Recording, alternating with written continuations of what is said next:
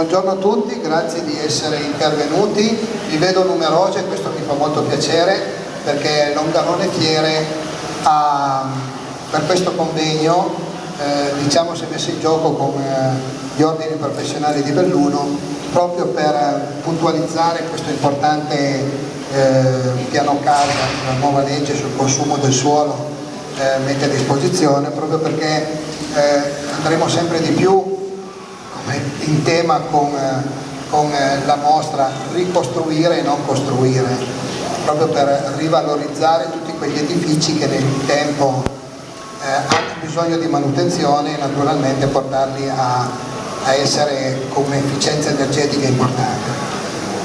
Innanzitutto ringrazio l'ingegnere Maurizio De Gennaro della sua preziosa presenza e questo darà ancora più lustro a questo convegno, all'architetto Federico Fugina e all'ingegnere Annalisa Romanelli, che saranno i relatori insieme a Domenica Di Mana di questo convegno. Io non mi dilungherei oltre e vi auguro buon lavoro e buona continuazione in questo che andremo a svolgere nelle prossime ore. Grazie Giorgio Bosa, e direi di chiamare qui appunto almeno un rappresentante per gli ordini, un saluto istituzionale, la Presidente degli Ordini degli Architetti per un saluto e un'apertura, ecco, importante. Buongiorno a tutti, ringraziamo i nostri ospiti di oggi che ci illustreranno, anche se in maniera non ancora definitiva, quali sono i loro lavori in regione e a scala minore anche a livello territoriale relativamente al discorso urbanistico in generale, direi, no? Non si parlerà proprio solamente di legge dei consumi del suolo, non solamente di piano casa, ma ci saranno gli accenni per come si sta formalizzando la 402, quindi vedere quali sono le direzioni che la Regione sta cercando di dare ai temi dell'urbanistica. Sono temi molto importanti, io credo che tutti noi dobbiamo essere comunque protagonisti nella declinazione che si vuole dare a questi temi e soprattutto sottolineare l'aspetto che come territorio bellunese, ma soprattutto collinare e montano, sono temi che devono essere declinati in maniera particolare al nostro territorio perché sono e devono essere affrontati in maniera assolutamente differente rispetto alla pianura. Per la conformazione del nostro territorio e per una serie di casistiche che riguardano in maniera specifica il bellunese. Per cui anche un invito in questo senso ai relatori di farci capire se c'è questa differenza tra un territorio regionale e un territorio montano nell'affrontare questo tipo di temi. Grazie a tutti per la vostra presenza. Passerei la parola adesso al nostro coordinatore. Grazie. Bene, io ringrazio intanto, visto che è arrivato anche il vicepresidente di ANCI Belluno, il contenuto Domenico Di Mana, lo inviterei a sedersi sul tavolo dei relatori. È arrivato. Niente, quindi come vi ho detto, che ha coordinato un po' l'organizzazione è stato l'ordine dei geometri, e abbiamo qui il rappresentante dell'ordine dei geometri che modererà poi l'incontro, il geometra Domenico Daniele Dalla Zanna, scusate. Nessun problema, buongiorno. Buongiorno a tutti. Il tema è sicuramente importante per il nostro territorio. Oggi abbiamo deciso di porre questa tematica, il progetto di legge 402, l'evoluzione, diciamo, la continuazione del nostro... L'evoluzione, dico, si sente, l'evoluzione del progetto del nostro piano casa, e pertanto la riunione sarà sicuramente incentrata sulla tematica della continuazione di questa norma che andrà poi a regolare il nostro territorio. Quindi porto il saluto del Presidente del Collegio dei Geometri, laureato della provincia di Belluno. Recentemente ci sono state delle audizioni presso la Regione Veneto in merito al progetto di legge, quindi la tematica è imminente, diciamo. Sappiamo che il piano casa che conosciamo scadrà a fine marzo, pertanto siamo qui ansiosi anche di capire come potrà poi continuare questa normativa, anche perché va ad intersecarsi con tutto quello che è il ragionamento sulla legge 14 del 2017 sul consumo e il contenimento del consumo del suolo, pertanto la cosa, diciamo, sarà molto importante definirla. Quindi passerei la parola ora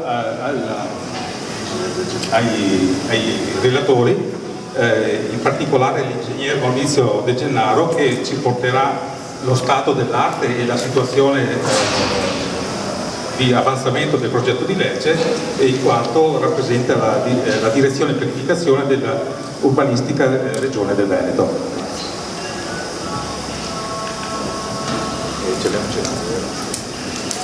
Buongiorno a tutti, nell'attesa che non si sta caricando, scusa, si sta caricando il PowerPoint.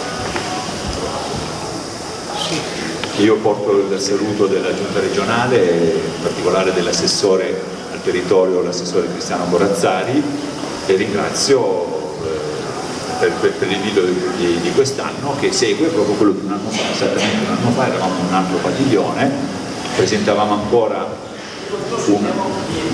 non posso far mica nulla io, più che così, se si può dare il... non sento nulla.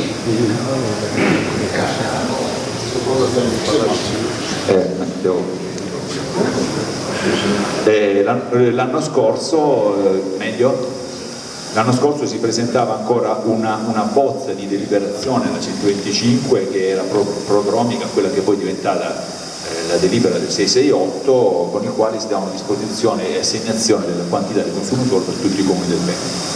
È passato un anno, è passata molta acqua sotto i ponti, molta attività è stata fatta, molto confronto, moltissimi convegni che ascoltano e danno risposta, cercano di dare risposta alle istanze del territorio su delle tematiche, su 3-4 tematiche che sono proprio le strategie che la Regione del Veneto in materia di urbanistica e di pianificazione sta svolgendo con grosso impegno, con grossa fatica, ma soprattutto con grosso ascolto da parte di quello che si viene detto al territorio, dai comuni, dalle imprese, dai cittadini, dai professionisti.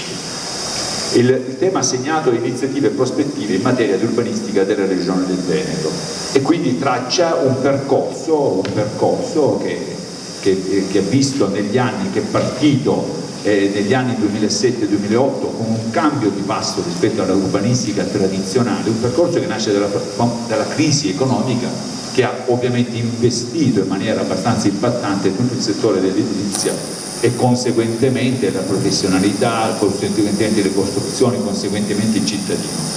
Un settore che 2007-2008 che viene proprio in quella data, 3 anni dall'emanazione della legge principale, la legge 11 del 2004, che era appena nata, che doveva ancora germogliare su alcuni aspetti tipo i crediti edilizi, e che praticamente è stata, diciamo, stoppata dalla famosa crisi. E questo cosa ha fatto? Sono venute fuori delle iniziative un po' a spot, un po' che davano risposta a determinate esigenze che venivano via a manifestarsi.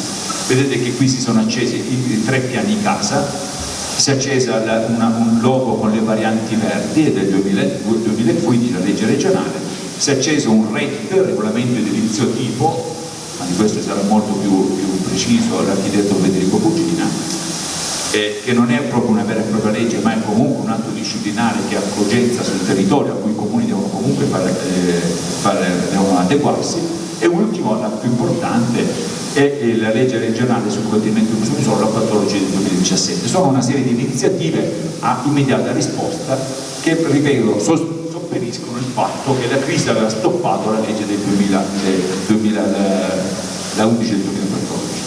Il piano casa, come li chiamo io nelle mie slide, sono 3, li conosciamo tutti, più settori. Vedete che si è accesa come una scadenza dello yogurt il 31/3/2019, oddio, fra poco più di un mese il piano casa, dopo la proroga di fine anno, dovrebbe andare in scadenza.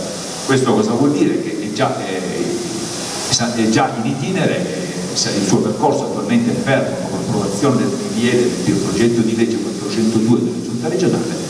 il disegno del piano casa è fermo nella seconda commissione consiliare. Il Consiglio, attraverso una serie di audizioni, come è stato detto prima, che sono state giovedì scorso, dovrà assolutamente fare le proprie osservazioni, le proprie integrazioni, e la legge dovrebbe andare in aula i primi di marzo, dovrebbe andare per l'approvazione dopo un mese. Il piano casa è nato, i piano casa sono nati con le varie release per dare una serie di risposte.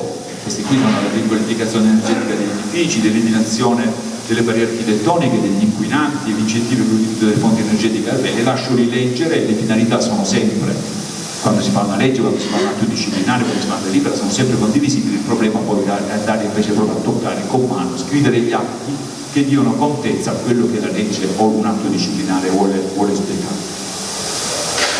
A chi era destinato? Il piano casa abbiamo per fortuna un ottimo riscontro, imprese, professionisti, cittadini e comuni. Il settore delle imprese edilizie ha potuto comunque far fronte alla grossa crisi economica del 2007-2008. Gli ordini professionali, ingegneri, architetti, geometri hanno potuto comunque continuare a progettare ancorché in una situazione di disagio.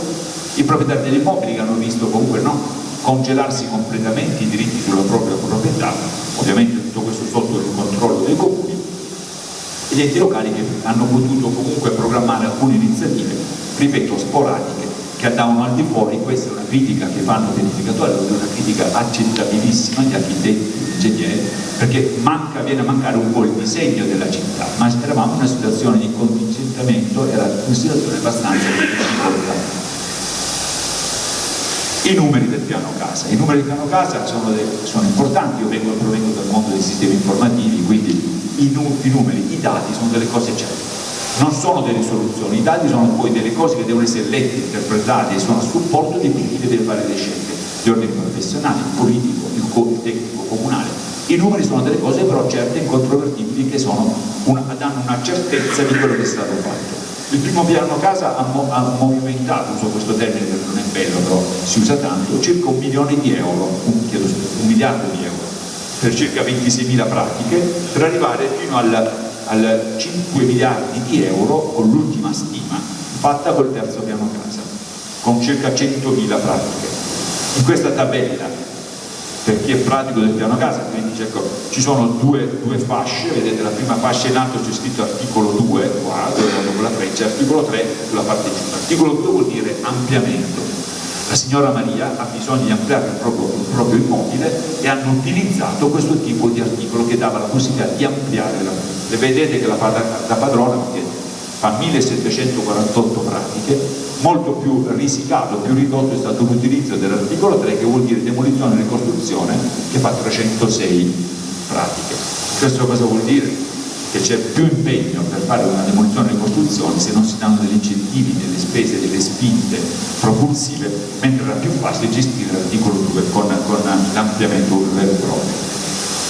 E qui siamo a 2 documenti che sono nati alla fine dello 2017, che comunque sono germogliati, sono venuti fuori al maggio scorso. Parliamo dell'intesa Stato-Regioni sul regolamento edilizio tipo, al quale l'architetto Federico Fugina ha partecipato come rappresentante ANCI e quindi è molto più che sul pezzo, e poi la legge sul contenimento del consumo di suolo, l'atto applicativo della legge del contenimento del consumo di suolo.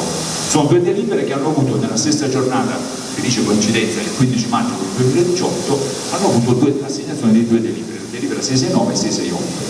Sul RET, il regolamento di questo tipo, la cugina probabilmente dirà, si soffermerà di più, e sul piano casa adesso andiamo a vedere un po' il piano casa sommariamente cosa vuol dire.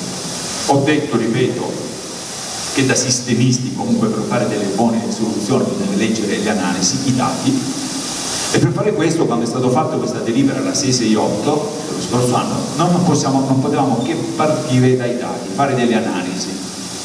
E la prima analisi era l'andamento demografico, il flusso demografico delle città, un flusso che è caratterizzato nella regione Veneto, lo sappiamo tutti, dal policentrismo. Vedete come si anima la slide con il quale si vede proprio esattamente lo sviluppo delle città nel Veneto, soprattutto sulla fascia della pianura, un tessuto urbano caratterizzato dal policentrismo a rete, il cosiddetto sprawl, che ha visto comunque lo svilupparsi uso un termine che a me non piace, ma lo usano sempre quelli là che vogliono fare, perché ha divorato il suolo, ha divorato il territorio, invece ha utilizzato il suolo, ha utilizzato il territorio perché andava fuori dal centro storico. E poi c'è stata anche un'altra azione importante, uno dei grandi flussi migratori, e hanno visto queste due azioni, hanno visto rientro della parte della popolazione verso le città. Abbandoniamo lo sprawl, questo era un obiettivo della legge, cioè di cercare di tagliare l'edificabilità nel suolo naturale, che sia agricolo o meno importante, naturale o seminaturale, di evitare l'utilizzo del suolo al di fuori degli ambiti di urbanizzazione consolidata e avere una nuova forza centripeta, ridare una nuova forza centripeta alle città, un nuovo ruolo delle città. Ma dare una forza centripeta alle città vuol dire anche riattrezzarsi, ripensare e assolutamente dare soluzioni per il sistema di servizi di standard, perché la gente della città aumenta nella capienza, per fortuna si evita di andare a costruire nel suolo, al di fuori del suolo naturale, e quindi bisogna comunque riattrezzarsi e ripensare esattamente il modello di città e soprattutto dei servizi. Quindi la riqualificazione degli spazi urbani. Vedete questa slide che si è accesa adesso, questa immagine, è un reticolo, a grafo, adesso si illuminano due. Il 4 milioni e passa di abitanti del Veneto, oltre il 40% adesso vive nelle città e questo flusso tende ad aumentare. Diciamo per fortuna, diciamo che questo è l'obiettivo della legge, cercare di riportare le popolazioni, gli abitanti nelle città. I più grossi vantaggi sono avuti in questa fuga delle città, è stato arrestato questo percorso, e le città che hanno avuto un maggiore flusso centripeto, cioè rovescio, sono Vicenza, Belluno, Treviso e Padova. Percentuale addirittura pesantissima su Vicenza il 4%, un po' più leggere del Belluno e Treviso. E questo, ripeto, ha un nuovo ripensamento, nuova politica, riattreziamo le città, e partirà poi tutto il discorso poi che vedremo dopo sulla rigenerazione urbana sostenibile, riqualificazione urbana, riqualificazione ambientale, riqualificazione edilizia.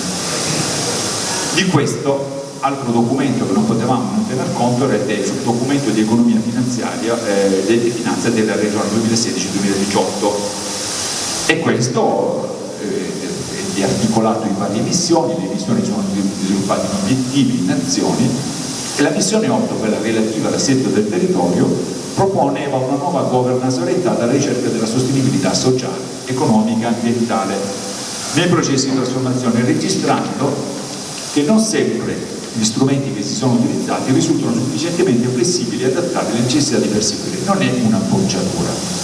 Non è una bocciatura di quello che è stato fatto, è semplicemente con condizione, con coscienza, una presa d'atto che è cambiato il sistema. Se prima ragionavamo cercando di dare delle iniziative regolamentari, disciplinari verso un sistema fatto a sprono reticolare, adesso è cambiato il sistema, registrato che il sistema si sta avendo verso la centrale, verso quindi questa forza centripeta, bisogna ripensare con dei nuovi strumenti. Non bisogna andare lontano per vedere un po' quello che è stato messo nella legge e nell'atto disciplinare della delibera del 668, la 668. Adesso illumino 2 o 3 documenti, faccio vedere 2 o 3 documenti e basta leggere quello che ho sottolineato in grassetto. Già la legge regionale 11-2004, quella che è stata stoppata sul nascere, parlava di efficienza ambientale e riqualificazione territoriale. Sono messi lì come germi di discussioni, ma non ne avevano poi esploso completamente il proprio contenuto come ha fatto la legge 14. Ma ancora l'articolo 2 della legge parla del rispetto delle risorse naturali. Le risorse naturali sono aria, acqua e suolo. Parla ancora di riqualificazione e recupero edilizio ed ambientale degli aggregati esistenti, rispetto, promozione delle aree di importanza naturalistica, ma soprattutto il punto D, che è un obiettivo che è sempre stato trascurato a mio avviso, adesso invece con la delibera la 668 gioca la fa da padrone, l'utilizzo di nuove risorse territoriali solo, ed è importantissimo, solo quando non esistano alternative dell'organizzazione e dell'organizzazione di questo dispositivo esistente. Cioè si può andare a costruirla fuori dall'edificato solo quando non si ha più lo spazio o le motivazioni per farlo dentro le ambiti urbanizzati consolidati. Stavo parlando del 2004. Sto parlando 13 anni prima della legge del contenimento del consumo di suolo. Obiettivi. Un altro strumento importantissimo che è al vertice del sistema pianificatorio regionale, disciplinare, questo tecnico disciplinare, è il PTRC, il piano territoriale regionale di coordinamento, adottato nella nuova veste nel 2009, replicato nel 2013 con una variante che comunque ancora svolge le funzioni. Anche l'articolo 6 parla di monitoraggio del consumo di suolo. Qua siamo ad area vasta, bisogna misurarlo con indici indicatori, e per il contenimento del consumo di suolo al fine di adottare le opportune misure che risultino che limitino il consumo di suolo. Vedete, anche qui sto parlando del 2009, ancora 8 anni prima della legge 14, anche qui c'è scritto, richiamano la legge 11, si rimandano a vere e proprie. Ancora di più l'articolo 66, quando si parla di reti di città, temi assolutamente presi, condivisi e rilanciati dalla legge regionale 14 del 2017. Gestire i residui di capacità edificatoria derivanti dalle aree libere, dagli spazi lasciati liberi, ma soprattutto parla di una nuova politica regionale, quella della densificazione edificatoria anche in altezza, e qui ci siamo scontrati un po' con il 1444 del 68, che ha fatto tanto bene al territorio, perché non è nel nostro compito criticarlo, però ha posto dei limiti per il tempo di allora, ha dato sì dei risultati perché sono stati garantiti gli standard urbanistici, però attualmente infatti a Roma è già in corso un nuovo gruppo di lavoro presso il Ministero per poter revisionarlo, riadeguarlo alle nuove esigenze, però a volte gli spazi erano semplicemente ragionieristici, si dà il metri quadri per un'aiola, ma l'aiola serviva per nulla, non per portarci il cane, perché era al di fuori di un contesto dell'utilizzo dei cittadini del quartiere. Si danno dei parcheggi, ma dei parcheggi erano talmente isolati che non si vedeva niente, rispettavano ragionieristicamente, numericamente i contenuti di niente, che ha fatto del bene, ma messi così soltanto per delle risposte numeriche non hanno prodotto del bene, anzi hanno prodotto del male, perché hanno prodotto del degrado, zone integrato che hanno abbandonato i quartieri, che hanno fatto sì che il degrado dell'edilizio urbano socio-economico poi non è una critica, è una presa d'atto, non sono qui per criticare il DM1444 che ripeto ne ha fatto bene.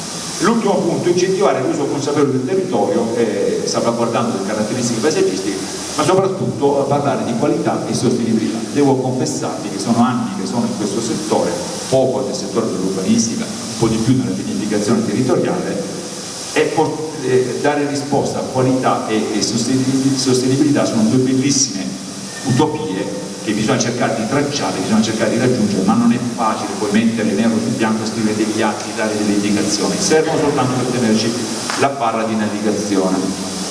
Ed è nata la legge 14, quindi questo è quello prodromico, quello che c'era, la legge 14 del 2017 che parla, il cui articolo 1 dice l'attore principale è il suolo. L'attore principale è il suolo, le sue finalità, è un bene che non è riproducibile, bisogna salvaguardarlo per lasciare ai nostri figli e alle future generazioni quello che noi siamo riusciti a rovinare, c'è tutta una serie di filosofie dietro assolutamente condivisibili.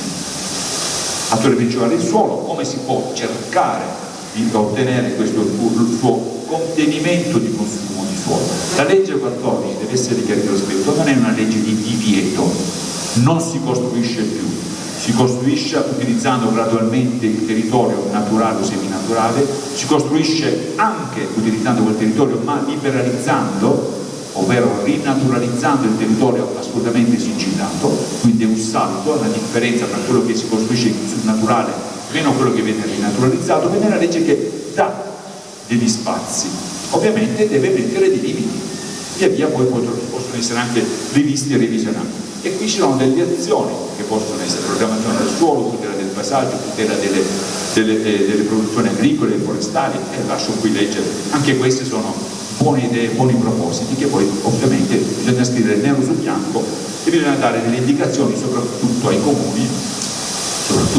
che sono quello che sono il front office della nostra attività amministrativa. L'obiettivo è questo. L'Unione Europea ha deciso che nel 2050 il consumo di suolo deve essere uguale a zero. Questo lo diceva nel 2017 quando abbiamo preso in mano la legge. E quindi hanno detto andiamo a fare adesso. Cosa vuol dire 2050 uguale a zero? Quando la mia struttura, la struttura figura dell'assessore Corazzari ha preso in mano questo tipo di attività, ha incominciato a ragionare con un foglio bianco cosa vuol dire 2050. Abbiamo fatto dei ragionamenti, i ragionamenti non potevano, abbiamo scelto questa strada condivisa da altre regioni. Abbiamo avuto a mo' di guida, di parallelo, ovviamente personalizzandolo, l'ISPRA, l'attività che fa l'Istituto Superiore per la Ricerca Ambientale. L'ISPRA fa annualmente un rapporto sul consumo di suolo e le dinamiche territoriali, soprattutto sul consumo dei servizi ecosistemici. Quelle che vedete qui sono due tavole di ISPRA, due tavole tematiche. A sinistra vedete gli anni 50, fotografano il territorio italiano negli anni 50, e nel 2015 a destra vedete che i colori, pur avendo la stessa tematica, caratterialità, sono completamente cambiati, ovviamente, ne risentono del tempo e dell'identificabilità che è stata avviata. E pochissimo consumo negli anni 50, tantissimo, tre regioni sono colorate in rosso, come se fossero ditate cattive, Lombardia, Veneto e Campania, prima, seconda e terza, esattamente come l'ho detto, ma non è così. Hanno consumato di più. Quando a Roma lo scorso luglio sono stato in Parlamento, in una sala del Parlamento, invitato da ISPRA proprio a parlare per la regione del Veneto, eravamo soltanto noi della Lombardia, è venuto fuori che delle persone che si sono dichiarate, non sono io che dico, talebani, nel senso che loro vorrebbero non consumi solo da domani. Non può essere questa la soluzione, il consumo solo è graduale, poi non è il divieto di consumo, contenimento di un altro termine. Il collega della regione Lombardia, Pietro Federici, si è anche stizzito, ha detto benissimo, mi avete messo prima in classifica e ultima in classifica la Val d'Aosta. Si è messo a fare un calcolo ragionieristico, ha diviso gli ettari consumati per il numero degli abitanti. La regione Lombardia diventava 16°. Allora io subito ho preso carta e penna, ho fatto il calcolo mio e noi siamo diventati da secondi a decimi. Prima è arrivata la Val d'Aosta, che era ultima. Questo perché la Val d'Aosta è tanta montagna, poche edificabilità e pochi abitanti, pochissimi abitanti, ma vuol dire quindi la lettura che può fare uno che fa queste analisi, che hanno costruito più doppie case, più alberghi, più resort e via dicendo. Quindi non è una gara chi consuma meno, era semplicemente dire che se si hanno più abitanti, come ha rapportato detto il rappresentante dell'urbanistica, che fra l'altro è stato proprio udito questa settimana in un discorso presso la Commissione del Parlamento, bisogna cambiare il metodo di misurare, non si può gridare al lupo sempre e comunque. Se ho più abitanti devo dare più servizi, se do più servizi devo comunque consumare qualcosa. Il problema adesso è cercare di consumare dove si era costruito, cercare di riqualificare, cercare di rinaturalizzare, ci vuole una nuova cultura con il quale bisogna cercare di utilizzare, ma non si può non costruire, non si può non edificare, bisogna farlo con una certa gradualità, così come la legge lo chiede e anche l'Europa. Questa era l'articolazione dopo di ISPRA, quali sono i fattori che consumano più suolo. Anche qui bisogna stare attenti a quel linguaggio. Vedete che l'urbano è 4,7%, ovviamente consuma solo. Il bosco consuma 1% ed è messo col pallino colore nero, come se consumasse. Il bosco non consuma suolo, secondo la legge della dinamica dell'idraulica, perché se c'è piove l'acqua arriva in falda. Uno dei principi cardine della legge del contenuto del suolo è che l'acqua, il territorio non deve essere sigillato, il bosco non sigilla il territorio, ma il bosco è stato messo nero dal curatore che lo conosco benissimo, Michele Munafo, perché consuma sistemi ecosistemici, quindi consumo del carbonio, vi dicendo, c'è tutta un'altra lettura, ed è stato messo fra gli elementi che possono consumare l'uso del suolo e non il suolo. Poi ci sono le zone umide e i prati che ovviamente scontano questo avanzamento di questi fattori. Sono dati anche questi. Il Veneto ha una percentuale rispetto a una media italiana del 7,6 e del 12,2, come si vede nelle altre slide, un 7,64 consumo di suolo, 23.000 km quadrati sono stati mangiati, il Veneto era registrato col 12,21. E questa è la sua dislocazione, su cui il Veneto però conta moltissimo questo qua. Questa immagine era quella più o meno che ho fatto vedere io, solo questo è Fonte Ispra, esattamente il fenomeno dello scroll. Poi siamo tra Padova, Treviso e Venezia, vedete esattamente il territorio come è stato, in questo caso qui, utilizzato, forse divorato, però abbiamo i tempi per poter correre. E quindi abbiamo cominciato su questo andamento, su questa lettura che ha fatto Ispra, abbiamo fatto dei ragionamenti partendo da una cosa possiamo consentire da qui al 2050, 32 anni, che a titolo anche a titolo gli strumenti urbanistici che sono tutti passati per legge, hanno esposto attraverso la scheda informativa i comuni 33.000 ettari di suolo consumabile, quindi programmazione del suolo. Abbiamo tolto i 12.000 ettari che erano stati già utilizzati, è rimasto una quantità di 21.323 ettari. Da qui, dall'anno scorso, 2018 al 2050, se si dovessero consumare 21.323 ettari, comunque avremmo raggiunto l'obiettivo nostro Veneto del consumo di suolo parziale, se fosse solo quello. Questa era la famosa scheda e questo era il grafo con il quale la percentuale, che noi avevamo registrato un 14% anziché il 12%, quindi ancora più cattivi per noi stessi, siamo arrivati al 15,5% per arrivare al 2050 con il consumo di suolo parziale. Come questo dato alla politica non bastava, poi la politica. Abbiamo fatto degli ulteriori sforzi, degli ulteriori ragionamenti, abbiamo sempre visto, in base a quello che faceva l'ISPRA, le velocità del consumo di suolo abbiamo fatto delle analisi che non sto più a spiegare perché sono degli algoritmi un po' per alcuni aspetti complicati, abbiamo visto che utilizzando una velocità di consumo di suolo un po' più bassa rispetto alla crisi che ci aveva del periodo, si sarebbe consumato anziché il 26% del consumo di suolo di quel 21.000 ettari, ma utilizzando anche un confronto con la SAU, la superficie agricola utilizzabile e trasformabile dei vari strumenti che ancora erano in dotazione, saremmo arrivati addirittura, c'era una sovraesposizione del 47%, 26% più 47%, abbiamo fatto una lettura forfettaria su un 40%, quindi abbiamo detto non tagliamo, congeliamo, è diverso, non vuol dire non si faranno mai più quel 40% non si va. Quindi dei 21.000 ettari che erano a nostra dotazione li abbiamo ridotti temporaneamente del 40% e quindi siamo arrivati a 12.700 ettari, lasciando una riserva che qui dovrete pulsare in giallo, una riserva di 8.000 ettari, che è una quantità tanta, perché voglio vedere i comuni che faranno tutti quei comuni, fermo restando che si spera, io sarò già in pensione, che partiranno con i progetti di rigenerazione, di programmazione e riqualificazione urbana, cioè non si vieta di costruire, bisogna cercare di riqualificare le città. Questa è una cosa importante per l'economia, per il settore, per gli artigiani, per i professionisti, per l'ANCE, è importantissimo questo ruolo, cioè non solo non si costruisce più fuori e va bene, cerchiamo di non far costruire fuori. E quindi questi sono i dati con i quali siamo andati avanti. Oltretutto questo, ripeto, non sono gare, ma sono sempre importanti avere dei paragoni.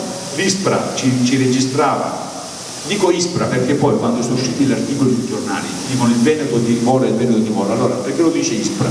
Invece noi replichiamo, diciamo guardate lo dice ISPRA, ma noi stiamo ragionando con di attenzione di ISPRA. Ci registrava l'anno scorso, invece che il 22, qua non vedo più la freccetta, va bene? Invece che il 22, che la media italiana ci registrava col 25%. Utilizzando quel taglio del 40% ci siamo portati sul 17%, ben al di sotto di ISPRA. Chiarezza di linguaggio vuole un'altra cosa. Noi parliamo di contenimento del consumo di suolo per le aree edificabili.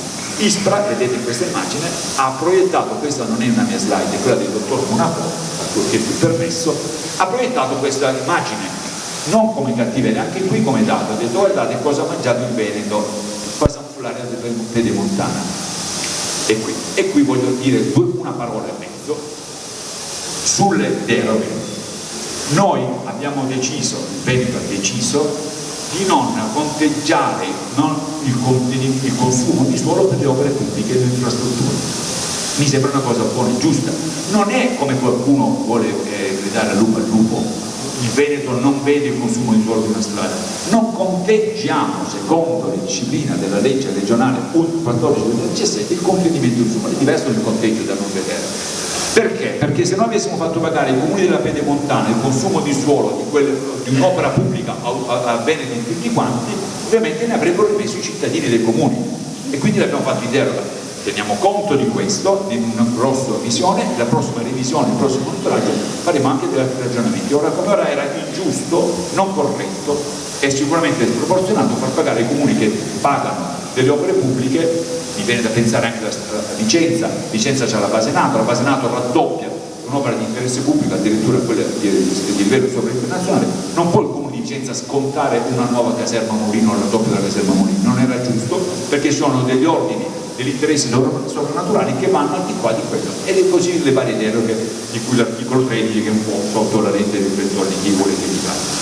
Il costo di 12.000 ettari poi sono stati distribuiti, qua vado veloce, sugli ambiti sovracomunali omogenei che hanno fatto delle loro analisi, anche queste qui, in base alla loro omogeneità del territorio, è stato distribuito su vari ambiti attraverso degli algoritmi, gli ambiti sono 31, sono 27, sono più 31 fra cui 7 che hanno le città capoluogo con le loro cinture urbane che hanno delle dinamiche di trasformazione diverse, e poi degli ambiti dai famosi ASO, ambiti ordinari comunali, sono stati assegnati ai comuni avendo cura di guardare le varianti verdi. Varianti verdi tecnicamente vorrebbe dire non ho bisogno di suolo perché sto rilasciando la potenzialità del comune, sappiamo tutti che era stata fatta per motivi fiscali per non far pagare, vabbè, ma questo si dice, non si dice, per carità, non si scherza, però abbiamo dovuto dare un coefficiente di penalità per chi aveva più varianti verdi. La pericolosità sismica, i comuni ad alta tensione abitativa, il rischio idrogeologico e le tipologie rurali. E sono state assegnate attraverso un'altra procedura di un algoritmo le quantità con le favore che sono state esposte sul documento della 668. Questa è la slide, mi consente di chiudere il primo pacchetto, perché vado velocissimo sul secondo, ricordando che la protezione ecologica, quello che ho detto all'inizio, non è una legge di divieto, si può costruire anche sul settore del territorio naturale purché si liberalizzare vuol dire rinaturalizzare la parte del territorio che è stato sigillato, che è stato reso attraverso sigillato come per le falde acquifere, insomma il consumo di suolo. È la parte più difficile, la rinaturalizzazione. Purtroppo qua ANCE, abbiamo un grosso rapporto di feedback continuo con ANCE, la grossa difficoltà è che la compensazione della rinaturalizzazione ancora impone dei costi abbastanza elevati e quindi è molto più facile costruire dove non c'è nulla piuttosto che demolire e rinaturalizzare. Bisogna muovere delle leve che non sono proprio vere e proprie della pianificazione, forse delle leve fiscali, per poter aiutare il settore a rinaturalizzare. Andiamo sulla parte, qua vedete i quartieri di Pianelli, i quadranti in alto a nord-ovest, poi del riuso dei capannoni abbandonati e degli elementi di qualificazione, la rigenerazione di qualificazione e riuso. Anche qui con questa slide io dico quello che ho detto all'inizio, cioè lamentando che il vuoto lasciato dagli spazi liberi degli edifici. Vedete che qui sono 4 o 5 slide che dimostrano come sono state ottemperate le misure del PM 1444 con dei piccoli giardinetti, delle piccole aiole che numericamente danno risposta al PM 1444 ragionieristicamente, ma poi sono stati elementi di degrado. E gli obiettivi della legge erano proprio di recuperare gli elementi di degrado, ma soprattutto passare dall'urbanistica all'espansione all'urbanistica della riqualificazione, della realizzazione del tessuto inseritivo esistente. Questo è un obiettivo fondamentale che interessa gli articoli 5, 6, 7 e 8 di qualificazione, rigenerazione e riuso temporaneo degli immobili. Prevedere la demolizione delle opere incomode degli elementi di degrado. La riqualificazione urbana parla di 4 degradi, forme di degrado, non c'è solo il degrado edilizio, urbanistico, socio-economico e ambientale. E con questi 4 tipi di degrado poi si svilupperanno delle altre strategie e delle altre azioni. È molto più complicata è questa, la parte più delicata è questa, perché le altre sono a scala più piccola, questa a scala ampia. La rigenerazione urbana, articolo 7, bisogna vedere il territorio come ampie parti di territorio, quartieri interi di città, e guarda anche la parte non solo il degrado vero e proprio dell'edilizia, dell'urbanistica, ma anche il sistema infrastrutturale della mobilità e dei servizi. È fondamentale poter collegare parti di quartieri che sono abbandonati a se stesse facendo delle opere in un ampio disegno, in un'ampia scala. E questa è l'importanza del riordino, dell'ammodernamento dei sistemi infrastrutturali della mobilità e dei servizi. E questo dovrebbe generare dei programmi di rigenerazione. L'uso temporaneo è quello che prevede una norma più light, però importante, che sarebbe poter recuperare i centri storici con tutti i locali, tutte le attività, soprattutto commerciali, che sono state abbandonate, e cercare di favorire i giovani e le start-up. Questo è soltanto un poster di quello che noi abbiamo fatto lo scorso anno, avevamo soltanto 200.000 euro perché la legge ancora sta cercando di dare la propria azione propulsiva. Con 200.000 euro abbiamo fatto dei bandi, siamo riusciti a contribuire con dei comuni e anche con un privato a demolizione di alcuni elementi di degrado o di edifici incongrui. Libereremo circa 8.000 euro e 8.000 metri quadri e circa 24.000 metri cubi di elementi di degrado dichiarati così dal comune. Noi non abbiamo l'importanza che il comune dichiari l'interesse pubblico, ovvero che sia inquadrato in un disegno più ampio. Quindi qua si accende un po' la slide iniziale con le attività, le azioni che sono state fatte. Il piano casa scade il 21 marzo e abbiamo un nuovo disegno di legge che cerca di finalizzare, incentivare la riqualificazione e la valorizzazione delle città e mira soprattutto alla qualità architettonica e all'efficienza energetica. Sono i cardini di questo nuovo disegno di legge che agisce negli ambiti di urbanizzazione consolidata, quindi si va a saldare. Non è una legge che il piano casa prima era una legge della casa, adesso invece questo salda con gli aspetti della rigenerazione, della riqualificazione con la legge 14 del consumo di suolo. Quindi sia nell'ambito di azione così, nell'ambito di urbanizzazione consolidata, gli AUC, la demolizione di opere incongrue, quindi piano casa con legge 14 e anche i piani casa in zona agricola. E questo è uno slogan che calo dal nostro assessore Corazzari, pulizia del territorio. È uno slogan che sono 3 termini, due termini, 3 parole, con il quale ci tengono a poter portare la nostra azione quando facciamo gli atti amministrativi.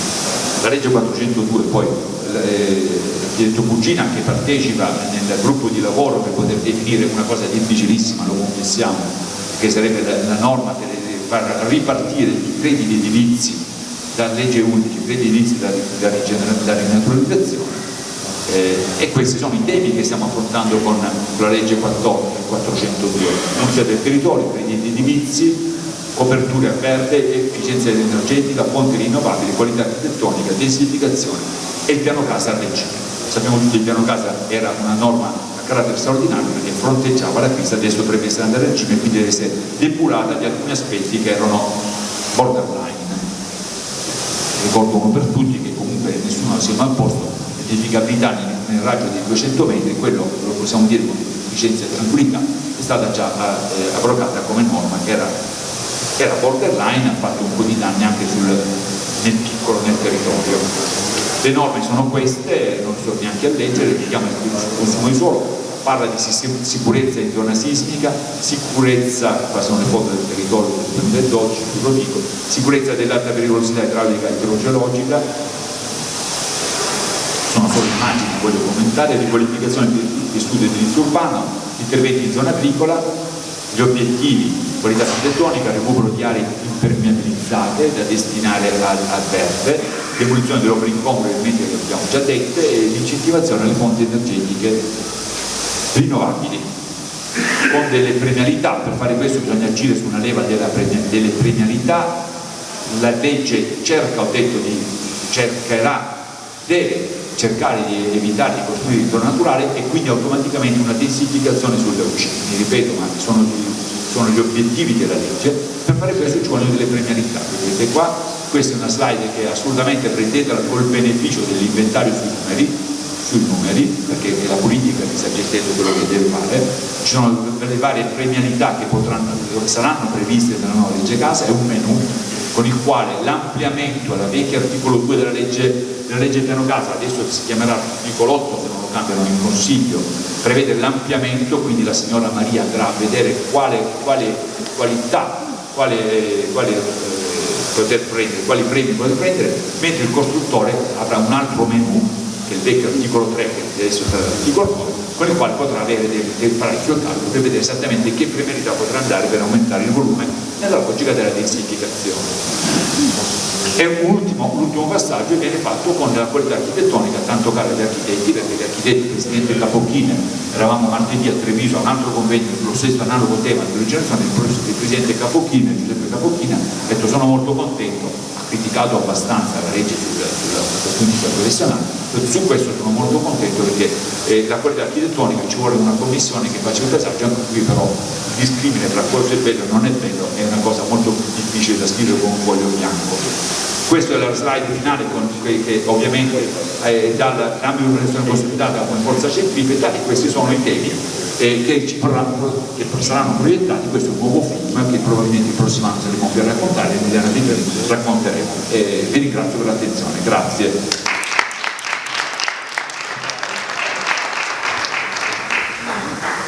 Ringraziamo Ingegnere Maurizio De Gennaro, in rappresentanza della Regione Veneto, che ci ha dato una panoramica della norma, ampie linee. Abbiamo ben capito che la norma è incentrata sulle città, sui centri urbani, sulla riqualificazione di ampie aree, ampie periferie, ma vorrei riprendere un attimo l'esempio che faceva prima la Presidente degli Ordini degli Architetti. Cerchiamo di incentrare questa nuova norma sul nostro territorio, sul territorio di Belluno, che prevede ampie aree agricole, ampie aree dove le famiglie devono restare se vogliamo anche mantenere queste aree. Quindi io farei anche uno sforzo in più, magari anche con il contributo dei tecnici presenti, che potranno magari nel dibattito portare alcune loro osservazioni, insomma, a questo indirizzo. Passo ora la parola all'architetto Federico Cugina, coordinatore della Commissione Regolamento Edilizio e Semplificazione della Federazione degli Architetti del Veneto. Grazie. Buongiorno a tutti, ringrazio questo invito. Mi è particolarmente gradito su un territorio che recentemente ha subito dei problemi, abbiamo ammirato molto anche questa capacità proprio di crescita e di fronteggiare questo tipo di cose. Ecco, ci tenevo a dirlo, per me è veramente importante, un invito importante. Io oggi ovviamente ho tanto materiale, Maurizio ha già toccato diversi punti, non posso esporvelo tutto, però cercherò di entrare nello specifico di quello cui posso entrare, per comprendere un po' alcuni degli argomenti di cui abbiamo parlato.